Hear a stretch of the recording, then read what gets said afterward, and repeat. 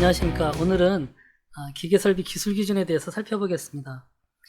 기계설비법에 따라서 21년도 6월 달에 기계설비 기술 기준이 고시가 되었는데요. 건설 현장에 있는 사람들한테는 이 기계설비 기술 기준이 그동안에 이제 설비 관련된 여러 가지 법규라든지 고시, 그 다음에 국가건설 기준에 있는 건축기계설비 설계 기준과 또 표준 시방서 이런 내용들을 요약 정리해 놓은 내용들이 이제 거의 대부분이었고요. 그 외에 이제 한 5에서 10% 정도가 새롭게 이제 추가된 내용들이라서 그리 이제 낯선 그런 내용들은 아닌데, 기계설비 이제 유지관리 하시는 분들이라든지 아니면 성능 점검을 하셔야 되는 그런 분들에게는 다소 낯선 내용이 되실지도 모르겠습니다. 그래서 이제 오늘은 이 기계설비 기술 기준이 전반적으로 어떤 내용들로 구성이 되어 있고 또 뭐 세부적으로 좀 눈여겨봐야 될 내용들이 어떤 게 있는지 같이 살펴보도록 하겠습니다.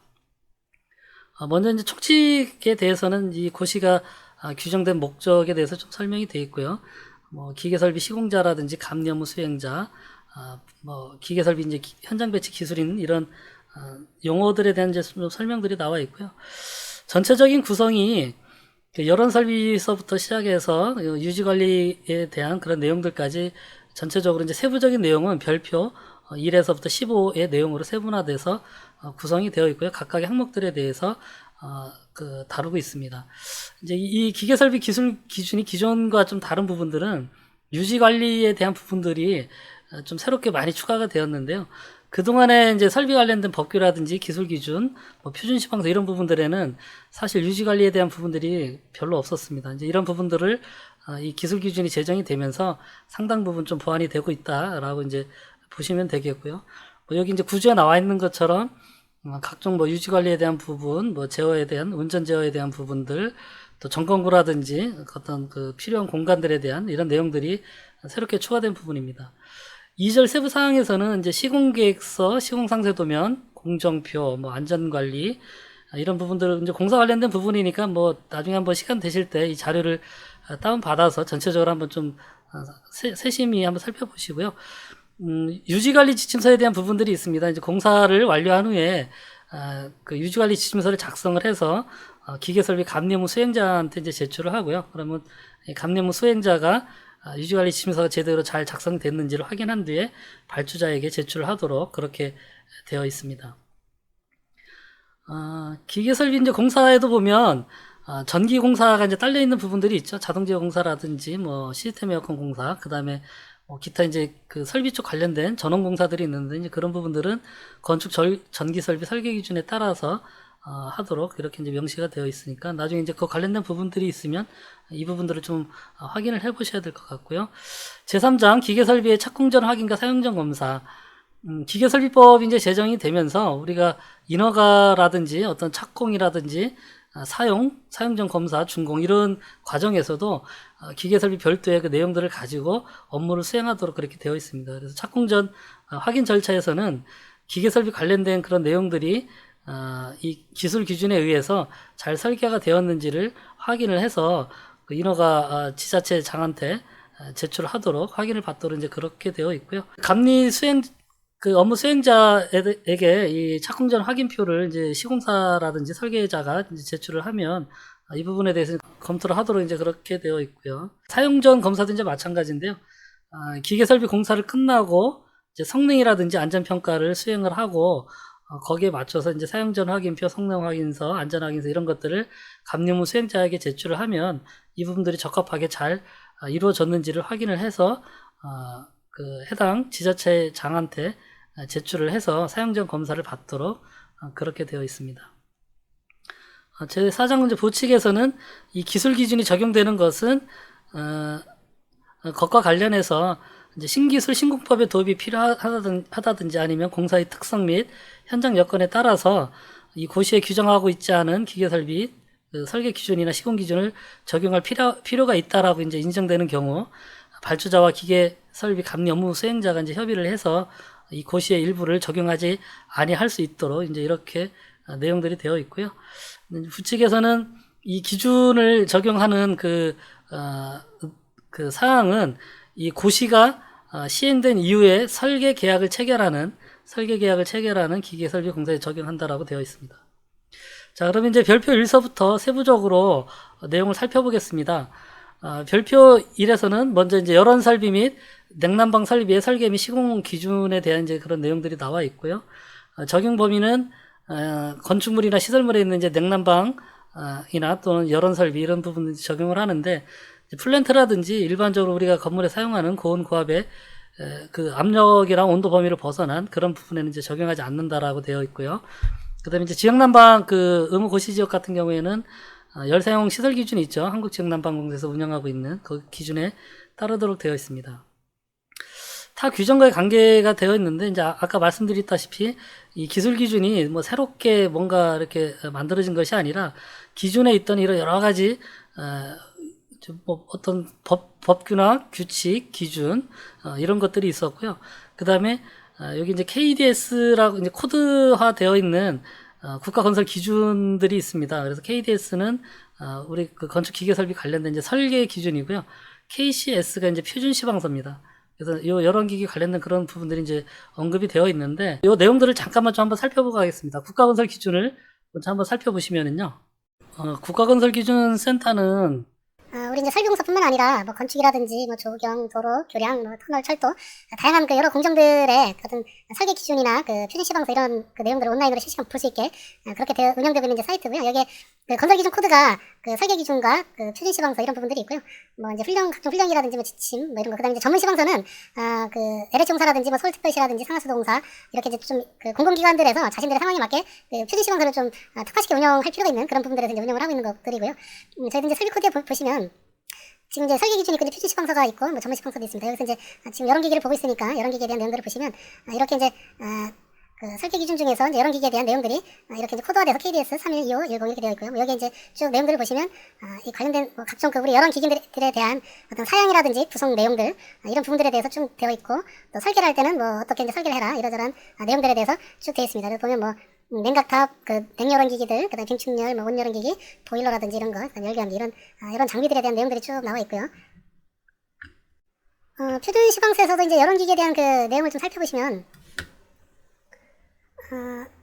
그 열원기기 관련된 이제 시공과 관련돼서 먼저 관련된 뭐 표준이라든지 이런 내용도 나와 있고, 이 표준 시방서 말고도 이제 단체 표준이라고 있어요. 이 단체 표준은 그 대한설비공학회라든지 한국설비기술협회 또는 뭐 그 한국공기청정협회 등 우리 기계설비 관련된 그런 그 단체나 협회에서 이 그 표준 시방서라든지 설계 기준 또는 케이스 기준 이런 거 이외에 거기서 또 미처 다루고 있지 못한 그런 부분들에 대해서 각 단체들이 이제 케이스처럼 그 국토교통부라든지 한국표준협회에서 인증을 받아서 운영하고 있는 그런 그 것들이 있습니다. 거의 이제 KS나 표준 시방서에 그 준하는 그런 성격을 갖고 있는 것들이 따로 이렇게 운영되고 있는 것들이 있고요. 여기도 이제 보면 이렇게 그 각종 그 장비, 여러 장비들에 대한 그 세부적인 내용들, 그 다음에 이제 시공할 때는 어떻게 하고, 뭐 구성품들은 어떤 것들로 구성해서 설치를 해야 되고, 그런 내용들이 이제 쭉 살펴보실 수가 있습니다. 그래서 이제 우리 그 시방서에도 보면 뭐 이렇게 기계설비 공사에 보면 뭐 보온, 도장, 덕트, 빌딩, 공기조화기, 환기, 시험 및 조정 평가 테이프죠. 그다음에 뭐 급수 설비에서도 위생 급수, 급당 배수, 오배수, 그다음에 자동 제어에서도 중앙 간제 장치, 그 뱀스, 뭐 이런 공동주택 자동 제어 설비. 소방 설비에 대한 내용들도 있고요. 그다음에 소방 설비는 이제 화천장 코드가 있으니까, 그다음에 뭐 가스 설비, 방음 방진, 크린룸, 그다음에 반송 설비, 뭐 이런 부분들 해서 쭉 되어 있습니다. 뭐 건축공사에 보시면 또 이제 각종 건축공사 이렇게 보실 수가 있고요. 그래서 어쨌든 이제 건설공사 쪽에서는 이 국가건설기준센터에서 운영하고 있는 이 설계 기준과 표준 시방서 이런 내용에 따라서 저희가 이제 공사를 진행을 하고 있습니다. 그리고 이제 여기 보면 그 몇 가지 이제 규칙이라든지 기준이 있는데, 저희 설비 쪽에서 이제 많이 그 적용받고 있는 것이 건축물의 설비 기준 등에 관한 규칙이 있고요. 그다음에 이제 설계할 때는 그 건축물 에너지 절약 설계 기준에 대한 내용들을 많이 좀 참고를 해야 됩니다. 그다음에 냉방 설비에 대해서는 이제 별도의 냉방이나 그 온열원 설비들, 그다음에 그런 것들의 그 시설 기준이나 운전, 뭐 성능 평가 이런 부분들에 대해서 이제 에너지 관리 뭐 이런 것들이 있는데, 이거 뭐 다 살펴보실 수는 없고, 건축물의 설비 기준 등에 관한 규칙 요게 좀 한번 잠깐 좀 살펴보겠습니다. 건축물의 설비 기준 등에 관한 규칙도 내용들을 보면 관계 전문 기술자 협력을 받아야 되는 건축물, 우리 건축 그 설계를 할 때, 시공을 할 때 이런 승강기, 전기, 피레치, 가스, 급수, 배수, 환기, 난방, 소화, 배연, 오물 처리 이런 것들은 관련된 그 기술사와 협력을 해서 건축사가 설계를 하도록 이제 이렇게 되어 있다. 뭐 이런 내용들이 있고, 뭐 승강기에 대한 부분, 기상용 승강기, 공동주택 및 다중이용시설 이제 환기설비 우리 그 설비 중에 환기설비 있잖아요. 그 관련된 그 어느 그 적용 대상이라든지 그다음에 뭐 세대 그 환기량에 대한 부분들 이런 기본적인 것들에 대해서 좀 나와 있고 그다음에 이제 환기구 그 외기를 들여오는 이제 환기구 배기 급기 환기구 그다음에 바닥 난방 온돌 개별 난방 설비 그 개별 가스보일러 같은 것들이죠. 그 바닥 난방이라든지 이런 부분 그다음에 배연 설비 배관들에 대해서는 뭐 어떻게 해라 뭐 이제 이런데 보면 뭐 승강기 안에는 이제 그 승강기 이외에 그 어떤 배관 설비를 하지 말라는 부분들이 있고 뭐 우수관이나 우수관을 분리한다라든지 뭐 배관을 어떻게 그 부주체 설치할 때 어떻게 하라라든지 뭐 이런 것들이 있고요. 물막이 설비, 먹는물 배관 설비, 이제 급수 배관과 관련된 그런 설비들이죠. 그다음에 이제 피레 설비, 그 냉방 설비, 뭐 이런 부분들을 쭉 해서 그다음 여기서 이제 보면 별표에 이런 부분들에 대한 그 세부적인 설치 기준들이 이제 별표로 해서 또 세부적인 내용들이 쭉 나와 있습니다. 에너지 절약 설계 기준은 뭐 우리 설계뿐만 아니라 이제 건축도 설계를 할 때 에너지 절약을 위해서 그 설계를 어떻게 하라라는 그런 내용들이 나와 있는데요. 일정 규모 이상은 이제 에너지 절약 설계 기준에서 설계를 해서 그 나중에 그 에너지 절약 계획서를 제출 좀 해서 인허가 때 승인을 받도록 이제 그렇게 되어 있고요. 건축물의 열 손실 방지, 에너지 절약 계획서 이제 제출이 예외되는 대상들, 그다음 이제 뭐 용어 관련된 부분들 좀 나와 있고요. 기계 설비 부분들 쪽에 뭐 잠깐 보면 뭐 위험률 용어에 대한 부분들인데 이제 뭐 효율, 대수 분할 운전이란 뭐 어떤 거다, 비례 운전 제한 어떤 거다, 뭐 이런 그 용어에 대한 부분도 좀 있고 전기 설비에 대한 부분들도 좀 있고 신재생 에너지 뭐 이런 부분이 있고요.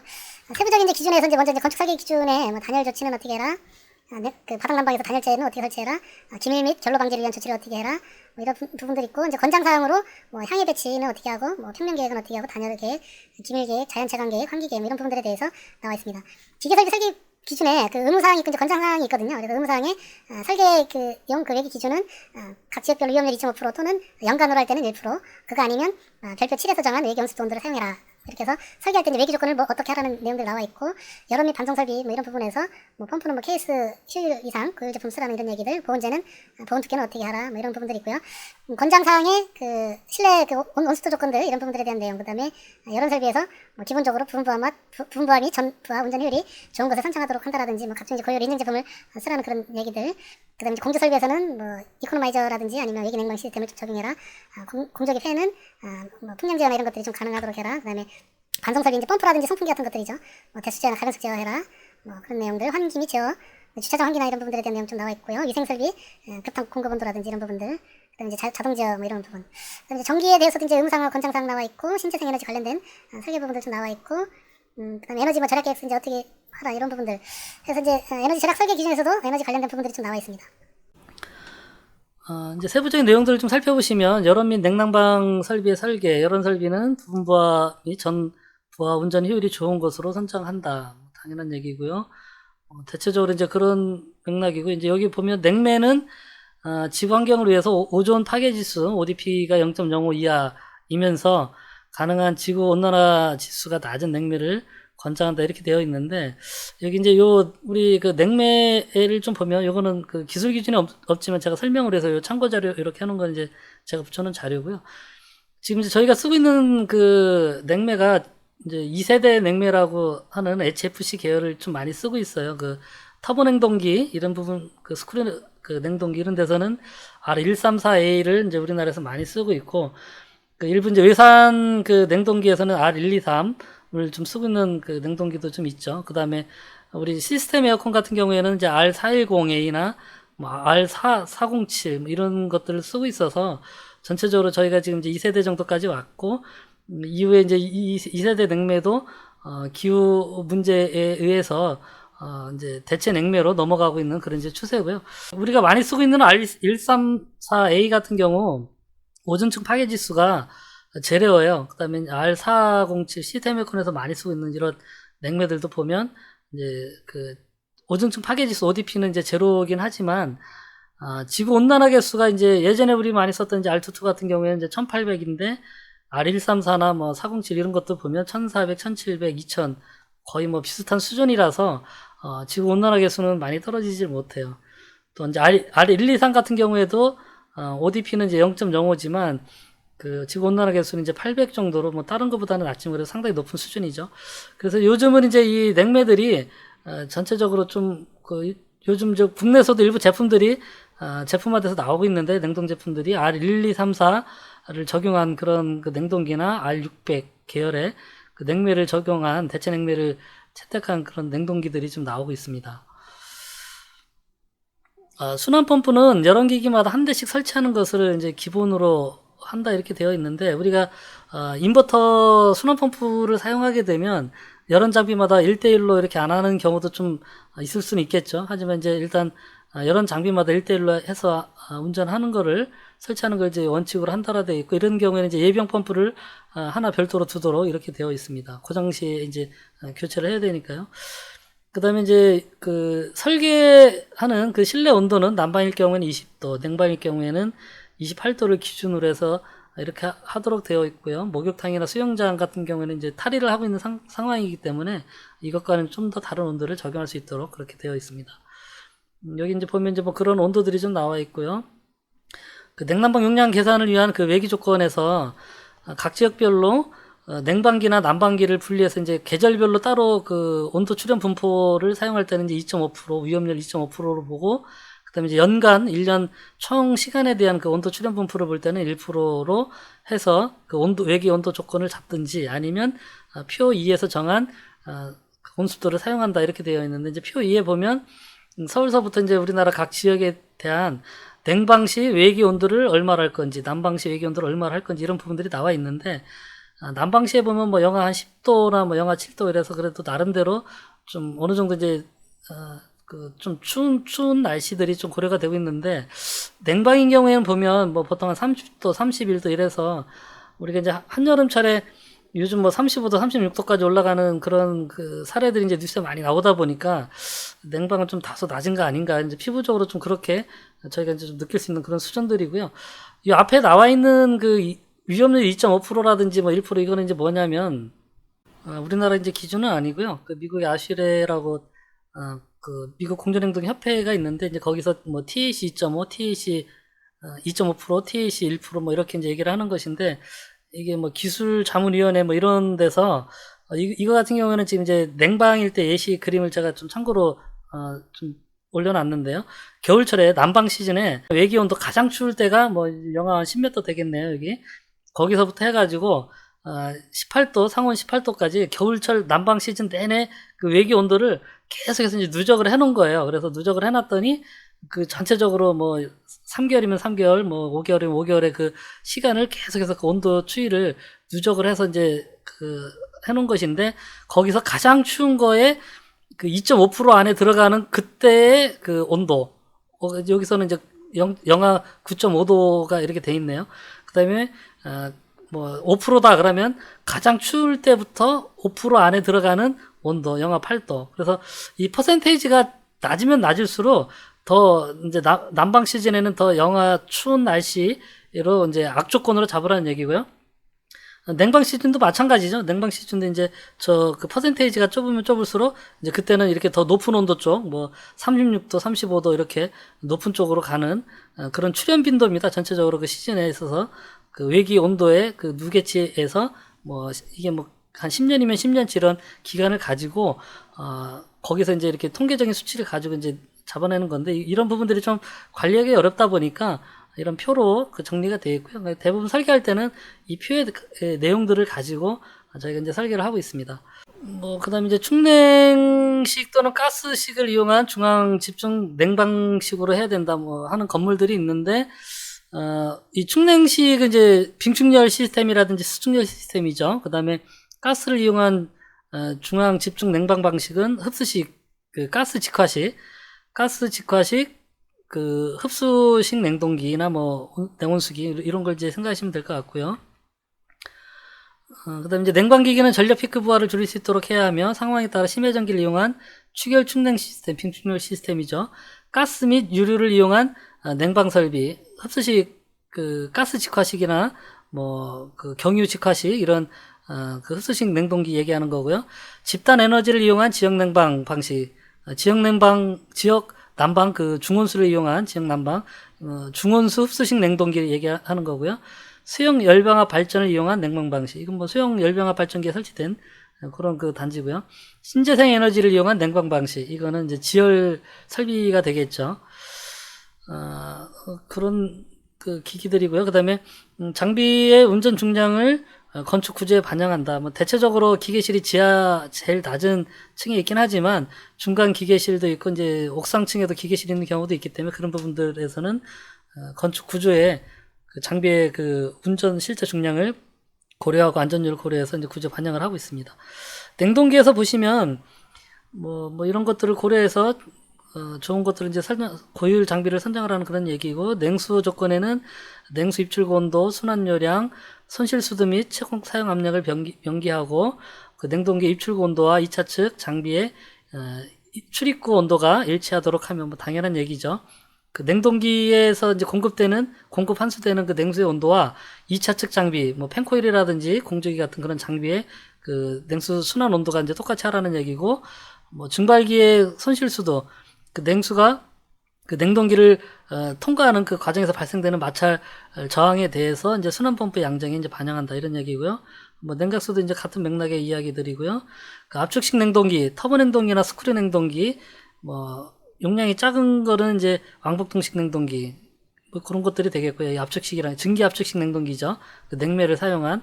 그다음에 이제 흡수식 냉동기는 뭐 흡수식 냉동기고요. 여기에 보면 이제 용액 펌프와 냉맥 펌프는 비상전원을 연결한다, 이런 내용이 있어요. 흡수식 냉동기에.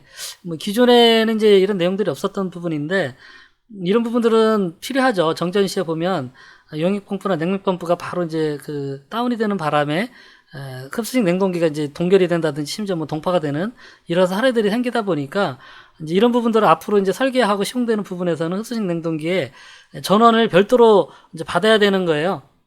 그 상용 전원이 이제 들어와서 이 용액 펌프와 냉맥 펌프 이외에 나머지 것들은 그 상용 전원으로 하고, 그다음 이제 그 흡수식 냉동기 제어반의 그 판넬 안에 별도의 이제 차단기 2개가 있겠죠. 하나는 비상전원, 발전기나 UPS에 연결된 비상전원이 들어와서 거기서부터 이제 용액 펌프나 냉맥 펌프로 가는 그런 전원들이 그 연결이 돼야 되는데, 그렇게 판넬의 구성이 아예 그렇게 만들 때부터 돼야 되겠죠.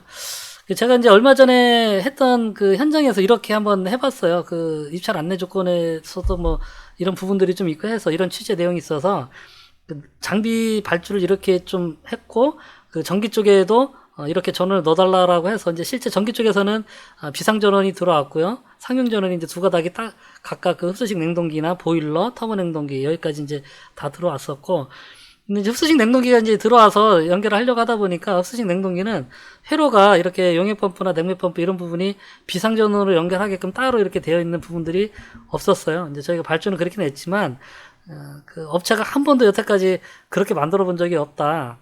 그래서 자기들은 그 회로도 자체 이제 그런 회로가 없다 보니까 뭐 그렇게 만들어 오지 못해서 결국 연결을 못 했거든요. 근데 어쨌든 이런 부분들은 좀 필요한 부분이라서 설계 단계에서도 이제 전기 쪽이랑 그 협의를 해서 전기의 그 배관 매선에도 좀 반영을 하고요. 장비 발주할 때 그렇게 해서 좀 반영이 됐으면 좋을 것 같습니다. 그 다음에 이제 물 이외의 열매를 사용하는 경우에는 열매 뭐 밀도 뭐 이런 부분들이 있는데 뭐 물 이외에 사용하는 경우는 그렇게 많지는 않죠. 우리가 냉동기 쪽에서는. 흡수식 냉온수기 뭐 비슷한 내용이 있고요. 냉방 운전 시 냉수 순환량과 난방 운전 시 온수 순환량을 같게 한다. 이 내용이 조금 새로 추가된 내용인 것 같아요. 예전에 보면 우리가 이제 그 대수운전하는 순환펌프를 그 운영할 때는 냉방 순환펌프 따로 있고 난방 순환펌프 따로 있는 경우도 있었거든요.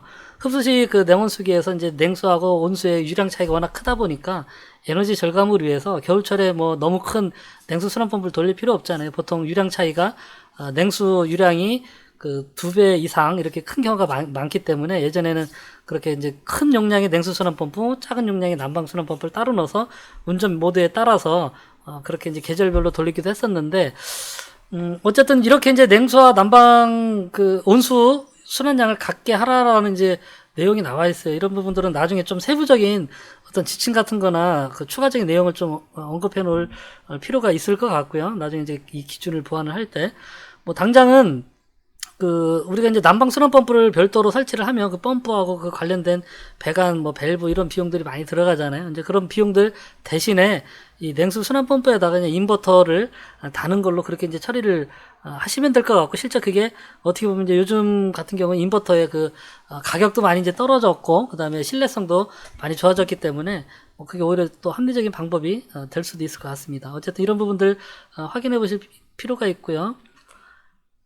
그 다음에 이제 냉매 펌프 및 용액 펌프는 부하 조절과 흡수식에서 냉각수에 의한 열 손실을 최소화하기 위해서 유량을 조절할 수 있도록 회전수 제어 장치 설치를 이제 검토해야 된다. 뭐 여기 검토하라고 이제 되어 있긴 하지만 뭐 이렇게 인버터로 하게 되면 이제 좋겠죠. 열 펌프는 이제 우리 히트 펌프입니다. 시스템 에어컨을 생각하시면 되겠고요. 뭐 흡수식 냉온수기라든지 터보 냉동기, 뭐 스크류 냉동기 이런 것들도 사실은 다 열 펌프이긴 하지만 넓은 의미에서 뭐 여기서 이제 얘기하고 있는 열 펌프는 시스템 에어컨이라고 생각하시면 될 것 같고요. 히트 펌프. 공냉식 실외기가 이제 우리 밖에 보통 그 시스템 에어컨 그런 실외기겠죠. 그 다음에 그거는 이제 뭐 냉방 전용 있고 냉난방 겸용, 보통 냉난방 겸용이죠, 요즘은. 그 다음에 이제 냉난방 동시형이 있어요. 이거는 이제 실내기가, 실외기는 하나인데 실외기 한 대가 돌아갈 때 이쪽 부분은 냉방을 하고 있고 저쪽 방은 난방을 하고 있는 게 동시에 가능한 제품들이 요즘 나오고 있죠. 그 제품 얘기하는 거고, 실내기와의 조합 비율, 보통은 뭐 실외기 용량이 실내기 다 합친 그 용량보다 조금 더 크거나 하겠죠. 근데 뭐 때에 따라서는 뭐 실내기 용량보다 실외기 용량이 뭐 3에서 한 5% 정도 더 작더라도 뭐 그렇게 이제 설계를 하는 경우가 있긴 하지만 어쨌든 전반적으로 거의 같게끔 이렇게 해야 될 거고, 그다음 이제 배관의 길이라든지 그 고저차, 실내기하고 실외기하고 또는 실내기 간의 그런 고저차, 그다음에 실내 온도 조건이라든지 난방 시에 재상운전도 그 업체에 따라서 방식들이 이제 몇 가지가 있죠. 그래서 뭐 그런 것들에 따른 능력 변화들을 고려해서 이제 선정한다. 이건 이제 설계나 설치 시 때니까 나중에 이제 유지 관리라든지 뭐 그 성능 점검 때는 이런 부분들 뭐 굳이 고려하실 필요는 없는데 일단 용어 차원, 설명 차원에서 말씀드렸고요. 냉난방 가열 능력은 실내 냉난방 부하에 그 다음에 거기에 추가해서 도입 외기의 부하까지 가산해야 된다. 이제 에어컨들이 보통 보면 실내 냉난방 부하만 많이 고려하는 경우가 있는데, 도입되는 외기, 뭐, 문이 많이 열려서 외기가 많이 들어온다라든지, 사람의 출입이 많다라든지, 또는 뭐 어떤 다른 그 환기장치, 그 환기 설비에 의해서 외기를, 환기를 계속 시켜준다고 하면 이제 그 자체가 부하가 되니까, 그런 부분들을 가산하도록 되어 있는데, 이제 그런 부분들이 좀 빠져있는 경우들이 종종 좀 있어요. 그래서 나중에 이제 냉방이나 난방 능력이 부족할 때는 그런 도입되는 외부에서 들어오는 외기의 양이 어떤가를 좀 한번 판단해 보실 필요가 있고요. 냉각탑은 뭐 앞에 이제 나왔던 그런 내용들이고, 냉각탑의 증발량과 비산량을 냉각탑 보충수로 산정을 해서 시수 사용량에 반영하고 급수 가압펌프 용량에도 반영한다. 이제 냉각탑이 운전이 되다 보면 물이 이렇게 이제 떨어지면서 증발을 하게 되죠. 뭐 온도가 낮더라도 그 증발을 해서 이제 뭐 위에서 보면 이제 겨울이나 이런 환절기에 보면 뭐 하얗게 이제 수증기 같이 날아가잖아요. 그래서 그런 것들이 이제 증발이고요. 비산은 위에서 이제 팬이 돌아가다 보니까 물이 떨어지면서 그 물의 일부 그 작은 물방울들은 거기에 빨려서 그냥 위로 그대로 물방울로 날아가는 이제 그런 것들이 이제 비산량입니다. 보통 이게 요즘은 이제 좀 많이 줄었어요. 예전에 보통 한 2.5% 증발량과 비산량을 합쳐서 전체 냉각수 순환량의 2.5% 정도 된다고 했는데, 요즘은 뭐 이렇게 좀 계측을 해보고 이라면 2.5%까지는 안 되는 것 같아요. 그래도 좋게 1%는 대부분 넘고요. 계절에 따라 이제 외기 온도에 따라 좀 다르겠지만 1%는 좀 넘고 1.5% 뭐 그 정도 내외 좀 되는 것 같아요. 그래서 냉각탑의 용량이 크면 그 보충수 양이 어마어마해요. 예전에 제가 백화점하고 할 때는 하루 이 냉각탑에서 날아가는 물의 양이 80톤에서 100톤 이상이 되고 이러거든요. 그래서 뭐 수돗물을 여름에 엄청나게 갑자기 많이 쓰는데 사람이 갑자기 손님이 엄청 늘어난 것도 아닌데 이게 왜 이렇게 되냐 뭐 이렇게 해갖고 이제 매일매일 수도량을 검침하다 보니까 이제 문제가 돼서 찾아와 보니 냉각탑에서 날아가는 물이, 공중으로 날아가는 물이 하루에 뭐 80톤에서 100톤 정도씩 날아가더라. 그렇게 이제 그 계량기가 달려 있었거든요. 그래서 그렇게 확인을 한 적이 있었는데 이 부분도 좀 고려하실 필요가 있고요.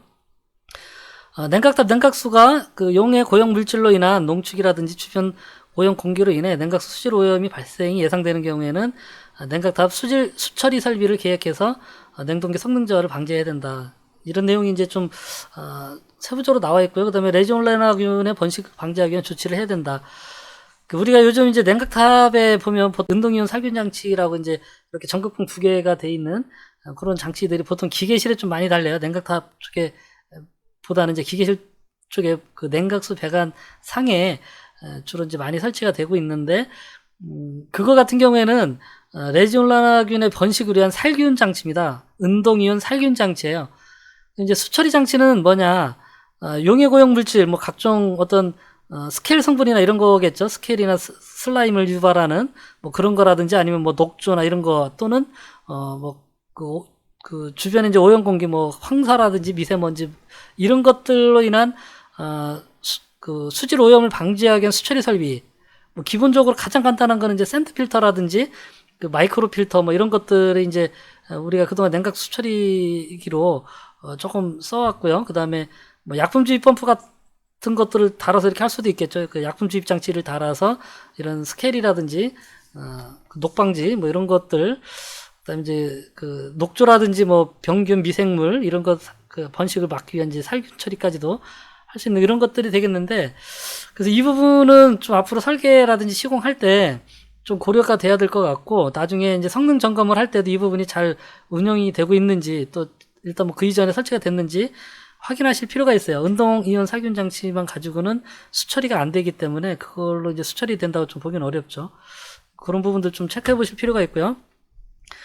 추결 설비, 빙축열이나 수축열 설비가 있습니다. 그 충냉식 그 전기 냉방, 그 뭐 터보 냉동기를 얘기를 하겠죠.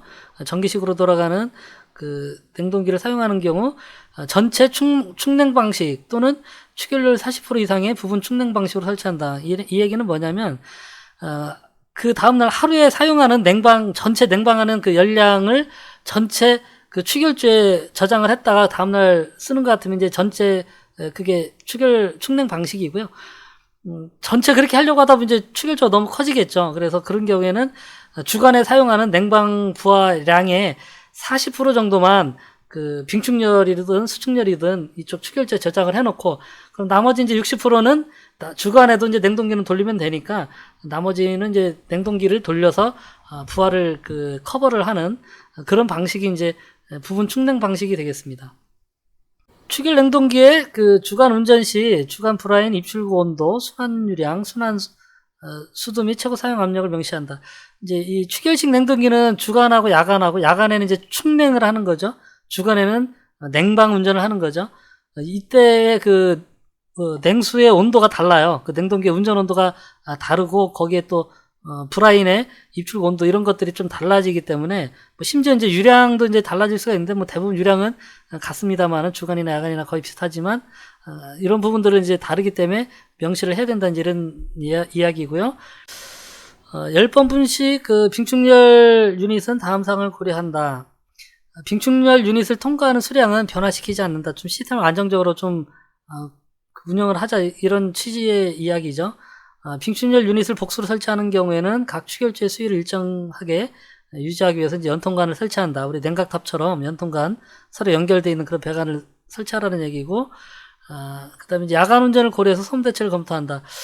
그 빙축열 설비가 이제 야간에 추결을 하다 보니까 옥상에 있는 냉각탑 때문에 주변에 민원이 발생되는 경우가 많이 있어요. 그래서 이런 경우에는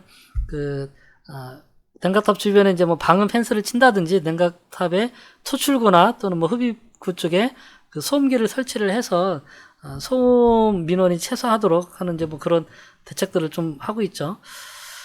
요 참고 자료 이제 좀 보면 빙축열 시스템이 이렇게 되어 있죠. 이렇게 추결조가 있고요.